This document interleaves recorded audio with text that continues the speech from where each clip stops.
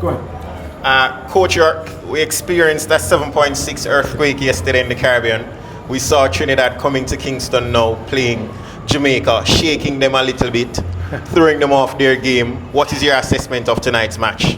Well, listen, I expected the game to be on a very competitive game, and I hope the fans that who's come in to watch the game is walked away and see two of probably the best teams in the Caribbean areas go head to head. It was highly entertaining, very aggressive at times, which we expect. Some good stuff in between all of that. I think in the end, I suppose that we will probably be a little bit disappointed in terms of the result, but I've always stated before, I have a bigger vision in terms of where we want to be. And this was a good test for us against a very good Jamaican team, and just to try and close the gap and see how far we are. This then gives us another idea to not just see how close we can be to Jamaica, but certainly give the opportunity as well to some of these players to play in a very, very tough stadium.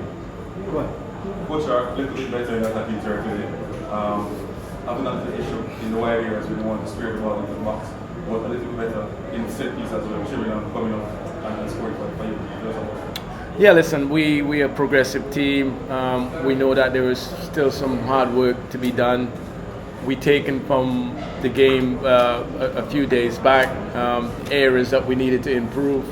But in terms of the structure, the balance, the players understanding the system, we talk about philosophy and playing style. It takes some time for us to get there, but we are headed in the right direction, and tonight was another positive step. So, yeah, those are areas that we are looking to improve. We know that we only have a short period of time to work with these players. Again, we had a selection of maybe 11 or 12 new faces into the squad, so it's never really rolling like we like to have it. But it's very encouraging and very positive. Coach, were you surprised with the amount of space that you got in the first half? Sorry? Were you surprised with the amount of space that you got to play in the first half? No, not really. I think that Jamaica have the way to play, and we know exactly. We have studied the way how Steve McCarron liked to set up his team, and we have a way how we want to play and stick to our game plan. And we find that if we can possess the ball a little bit and try to push Jamaica a little bit, frustrated them a little bit, then it will open. We know the first, maybe say 10, 15, 20 minutes is always going to be a little frantic.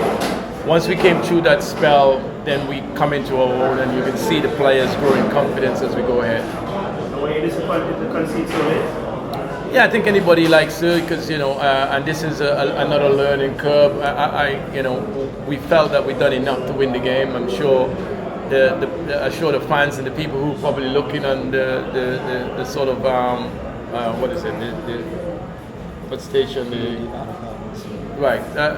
The people who are looking at the game would probably think that we were slightly the better team and probably a little bit unfortunate to concede such a late stage in the game. It's always a little bit.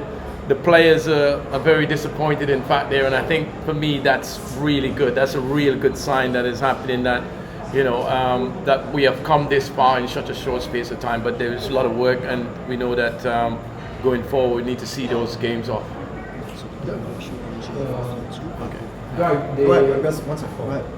Yeah, Coach, two questions. You mentioned that you're a progressive team.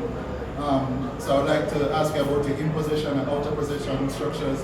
So firstly, with the out-of-possession structure, especially in the first half, I noticed that you set up your team much more aggressively. The man-to-man press was stifling a lot of what Jamaica would like to do in possession. Do you think that would be a feature of your teams going forward? Yeah, I think it's something that we have struggled a little bit in the past, particularly here in the Caribbean. I assume I can only speak for my team. The experience as a player, now looking from the outside before I've taken the job, we struggle when we out of position. And I think the only way we can counter-attack that is to guide the players through when we're in position. When we're out of position, the position of play, players tend to switch off the air quite a lot. So that's something we talk about. Structure and balance and concentration. All of these things are part of my philosophy that I'm trying to improve in those areas. And you can see tonight, even though the players are a little bit overthinking, but at least they're following the guideline, what we're trying to do. So you can find our structure and system are much more in sync when we out of position. When we in position, of course, I want the players then to release and go and express themselves, because that's never been an issue for us, particularly Trinidad and Tobago. when we get the ball in terms of going forward and creating chances. So that's probably, I won't say the least part of what I need to concentrate on, but the biggest factor is the players are buying into our ideas and our philosophy, and we will continue to grow and build. Hey coach, and when it comes down to in possession structure, I noticed that, I don't want to say it's a continental style of play, but especially when you build up 3-2 very comfortably with central progression at times, much more comfortable on the ball than the Jamaicans would have been. Seeing that your team would be a lot of new players, were you impressed that they were able to grasp that concept, especially progressing the ball centrally tonight? I think what is even more impressive is that we only had literally, 4 days to work with these players and to implement those ideas. And often in update, you tend to think that they will struggle. I think what that tells me that my players are really focusing and really want to make this happen. And for me, that's the biggest challenge. Being an ex-player, I kind of understand that no matter who manager comes in, if the players are not focusing and really focus on implementing your ideas, it's going to be a struggle. And so it's very encouraging, even though it's such a short space of time. The players have really shown the effort, the energy. As you said, when we get the ball, something that we struggle in the first game, we're a lot more composed, and as you said, in terms of advancing into the right areas. And I think, we're not going to get ahead of ourselves. We got a lot of work to do, and the players understand that, and we will continue to make sure that the players work in the right way in terms of getting to the level we were trying to get to. Go ahead. Okay, coach, you mentioned getting players to the right level. Your next match, FIFA date, is the 6th of June, where you play your first World Cup qualifier against St. Kitts and Nevis. What is the mentality coming out of this series, heading back to Trinidad? Yeah, we have Cuba first in March, and that is a big qualifying games for the Gold Cup. So yes, I understand your question of certainly the World Cup, but we got to focus on Cuba first because we want to try and qualify for the Gold Cup as well. So our energy will then switch from here. The players will then disperse to the various clubs. We'll have to obviously put our heads together in terms of picking an official 23 or 25-man squad for that game against Cuba. But we're going to sit back and reflect. It's been a really tough 7 days for the players in terms of back-to-back games.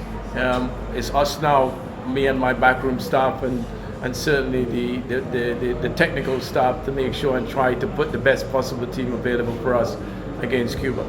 2 more questions, go ahead. Yes, coach, backtrack a little bit to the game. You mentioned in a previous interview the disruption with the changes in the game. What was basically, you were leading at the time when you made a host of changes. What was basically your instruction to your team at that stage to manage the game? Because I know you don't want to see all the result. Just give us some insight. Yeah, listen, I made a commitment to the players that everybody should have at least some minutes on the pitch. And so with the 2 games in hand, we needed to try and get everybody on the pitch to give them a fair chance in terms of, implementing the ideas and being part of the team. So my answer was not forced, but it was part of our strategy to definitely implement. We wanted to make 11 changes straight away, but unfortunately only 6 could warm up at the time. So that kind of restricted us from making the substitute, but then we had to change formation. I'm not sure if you're aware of that. We went to a 4-4-1 system in the end instead of a 5-3-2 that we played earlier on. So again, the players have to take in those instructions, and sometimes in the game and sometimes as we progress, we may have to make those changes, depends on the opposition that we play. So we did go from a 5-3-2 to a 4-4-1 in the end. We have 1 more question. Yes, question time, go ahead. Coach, a lot of positive take from this game, especially when attacking one reaching into the middle third. You guys seems to do very well. In the wide years, will you guys go from better players to fix that issue, or it will work with these players to get them better going forward? Listen, I think that what we are trying to do here and where we are trying to get to will take a nucleus of players, not just this 24 players. Barring injuries, barring suspensions, all these things that comes with it. So we have to have a pool of players that we have to gather, and then we will then select from that. But that's, what was encouraging is that these players the new faces that joined us is come straight in and fit in, and that's what it takes. For where we're trying to go and trying to obviously get to the World Cup, we will need these players to buy in. So this is another step in terms of the players getting the feel for what we are trying to build, and we get to see them and they can understand what we are trying to do. I think when you then put all that together, then hopefully it will all come together eventually. We have one Trinidadian in the press tonight, so Right, before came changes, you're saying they were predetermined to manipulate the makes of the time? Did you think the timing was right at that time based on the run of play? No, yeah, listen, we had the numbers, we do those due diligence work, we know exactly who's playing, who's not playing, who needs time. So those that was planned from before. You know, we don't second guess what we do. We sit down and go through every details as to what substitution, when substitution, what is going on, because some of these players obviously played a little bit. We needed guys to get 30 minutes so we know exactly who was going to come off. If I could have made 11 substitution at that time on the 60-minute mark, I would have done. But unfortunately, it kind of disrupt us. It kind of disrupt us a little bit. But eventually we get back at it, and unfortunately at the end we conceded. But did you find it worked for you? Yeah, fine. Yeah, I was very happy. I'm very happy with of course, the results could have been a bit kinder towards us. But overall, I am very pleased over the 2 days, the 2 games that we played. And as I said, there's a lot of hard work to be done.